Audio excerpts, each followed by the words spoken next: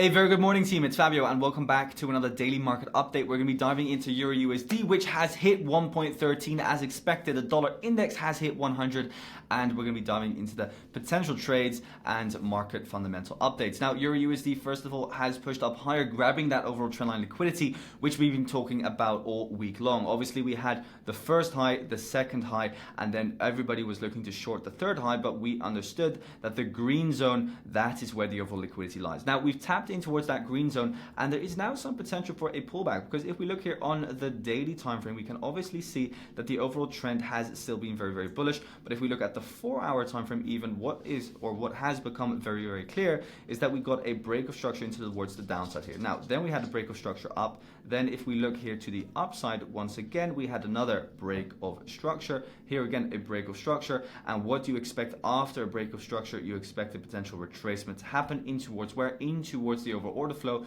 which is your overall sell down before the big buy up. So once again, we're looking for a potential retracement in towards this sell before the buy, which is kind of like now your major area of demand for really looking for any further upside at all. So I'm favoring some EURUSD potential short-term shorts. Looking at the daily time frame, this green zone here is a very, very nice area to look for those potential pullbacks. Also on the weekly time frame, we've grabbed that liquidity. So I'll be keeping my eyes open for a potential short. However, I am not going to go full on into those EURUSD shorts, as the dollar is obviously still extremely, extremely bearish.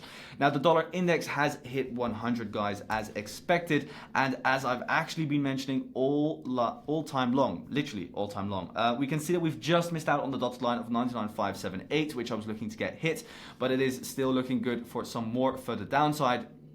Again, a beautiful play. I cannot really say much more. I've been mentioning this for such a long time. You guys know it as well. So congratulations if you were able to capitalize on this. This perfect AMD play happened back in 2016 and 17 as well. As you can see at the time, the only time that we really got that reversal was when we came underneath the lowest low. And I'm now looking for that exact same thing to happen with us pushing underneath that 99,578 before really expecting any potential pullback. Therefore, I'll also be a little bit hesitant with those EURUSD shorts until we grab that liquidity low there on the weekly time frame and on the daily time frame as well here on the dollar index. Now, the dollar index is mainly bearish, obviously still, because the dollar is seen as as a currency pair that is very, very risky. Also, major global economies are currently offloading their dollars. They're selling their United States treasuries in return for their own currency. For example, China is doing this at the moment a lot. Japan as well, from what I've been reading. So that is also good to take into account why the dollar at the moment is bearish. And then obviously also, as I've been mentioning, the unpredictability is also causing further weakness from the dollar. So looking for a little bit more downside, at least underneath 99,578, before really looking for any potential pullbacks. Looking here at the 4-hour time frame, obviously, I mean, yeah, what can I say? Yesterday I mentioned as soon as we break this low here, we should be good for further downside, and that has now happened. So still looking for that further downside on the dollar. For now, this is supply that is in control. So sell off from here, or obviously sell off from these higher levels if we get any bearish confirmation at all. Now, moving onwards into AUDUSD. AUDUSD has been pretty strong actually, and been pushing up higher from that area of demand which we highlighted in yesterday's video. Main reason for that Aussie dollar strength is obviously the China stimulus package, which is potentially going to be coming out and boosting the Australian economy, as well as Australia and China work very, very close together. Overall here for AU, we are now inside an area of daily supply. Is this a strong area of daily supply? Not really. Why? Because we have liquidity resting above these two highs, or these three highs, and preferably when you form a supply zone, you want it to grab liquidity before then selling off. Those supply zones will always be stronger. So personally, not really interested in any, let's say, shorts from this supply zone in myself. More looking for that supply zone actually to get taken out. Yes, what is nice is this supply zone over here, because that did kind of like take out the range liquidity before selling off in towards the downside. But overall, I'm not really favoring any trades on AU or NU at the moment. I would preferably look at those, let's say, more risk on versus risk off trades, which I'm going to highlight in a second for you. But overall, AUDUSD is still looking good for some short-term further upside, in my opinion, and I don't really trust this area of supply. So let's see if we can get a further push up. Obviously, yes, it could sell off, but I'm not looking for some kind of swing trade from this area of supply in towards the downside myself, at least. Looking at GBPUSD, we had some good growth numbers on the pound come out this morning. I don't have them here on hand, but I'll share them inside Discord, link in the description of this video. Looking at GBPUSD as well, not interested in selling from this area of supply myself. For now, the overall lower time frame trend as well is bullish. Looking here at the 4-hour time frame, we can again very clearly see that we called pretty much the bottom over here when we had that 1-hour fractal break. Now we've seen a 4-hour fractal break here, meaning that this is now your 4-hour fractal low, this is now your 4-hour fractal high. Yes, we're inside this supply zone, but we've kind of pretty much already broken above it. I'll be looking for some more long opportunities as soon as we get some more bullish confirmation, but for now I'm still long on GBPUSD. Looking here at the weekly is a little bit messy in my personal opinion, not a big fan of it.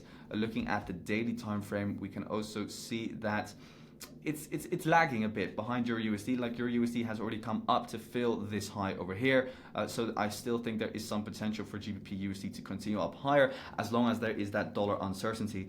There is no reason that GBPUSD shouldn't push up higher. Obviously this push down all came because of one big announcement of a 90-day tariff delay, but overall the market is still very uncertain, and for me therefore it makes a lot more sense still to look for GBPUSD longs until what? Until the fractal structure breaks again on the 4-hour, which is this low over here. So until then, only interested in for the longs, and for myself the overall trend is still very bullish, and this overall kind of like pullback down is just more manipulation, taking out the range low, taking out the range low, manipulating the market for us to just potentially push up higher still and once again. Now going into NZDUSD and then of course gold as well.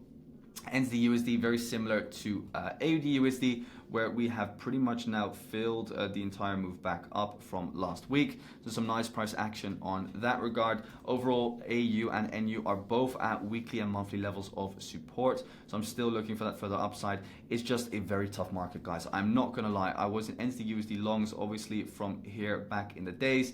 But then you can see it just manipulates. It takes literally every single person that is long out, because everybody has a stop loss here pretty much, or underneath this low, or underneath these lows, or underneath this low. All of those stops get taken out and then just reverses back up higher. So it's a very hard market. Myself not looking for shorts from this area of supply. For myself only interested still in some further upside, because for me the dollar is still bearish, as I've mentioned, and I'm only still looking for kind of like that further downside into that 99.578 level on the dollar, and once that has been taken out, then maybe some more dollar strength again. But for now, I mean, I don't think, or I don't see really from a technical, but also not from a fundamental perspective, NZDUSD heading a lot lower. Obviously in the short term it could head down lower, but for now the 4-hour is as well fractal bullish. Here we had the kind of like liquidity sweep, then this here is your demand zone that pushes the market up higher, and for now again, this is now your fractal low, this is now your fractal high. So as long as the overall fractal structure remains bullish, we should just continue pushing up higher. And then last of all, we have of course gold as well. Gold pushed back up into an all-time high as expected, and as we mentioned in yesterday's video, and this is what you see time and time over and over again on gold. It manipulates all of the lows here, it gets everybody out, and then boom, we reverse back up higher again. It happened here as well. We manipulate the lows and then we get up higher again. So don't focus too much on like this demand zone over here. Look for those demand zones to get liquidated and then look for more longs. Overall, now the sell before the buy here is in control, so just look for more longs inside of there and then keep an eye open for any potential manipulation going on. Obviously, we're now at a new high. We've had a pretty overextended move, so I would be looking for some potential pullback plays very soon. But I'm not shorting gold, as I don't like to short, obviously, a metal that's been has been this bullish. So I'll be just waiting for the pullback to happen, and then I'll look for more longs when we see some more bullish confirmation again. So gold is most likely just only going to be a trade in towards next week again. And then obviously I just want to talk about oil one more time, because oil is showing some bullish pressure. Keep an eye on oil, guys. I'm not really going to long this, because this for me is the refined area of demand, and I would be looking at this low over here to now get taken out. So I'm actually more interested in one more short on USOIL actually, to see if that would happen and play out. And then obviously we have dollar yen. Last of all, dollar yen pushed in towards the downside once again, in line with that dollar weakness and of course the yen strength being a safe haven. Now, if you're looking for trades, guys, focus on these pairs where we have risk on versus risk off. AUDCHF, I talked about this yesterday in the live stream. We just failed to take out all of these highs. That was pretty much where I was looking to go into a short from, to take out these equal lows that we have down over here. But these are the kind of pairs that you want to trade, because you see that there's a lot of momentum on these kind of positions, right? You see that the Swiss franc, the yen is strong, and that, for example, an AUD is a lot weaker. So try and focus on these pairs and on these kind of trades, and then you should be good. Obviously, there is still a trade war going on between China and the United States. So as long as you understand that and that is currently driving the market from point A to point B, you should be good. So thanks guys for watching. Make sure to leave a like and I'll see you in the next one.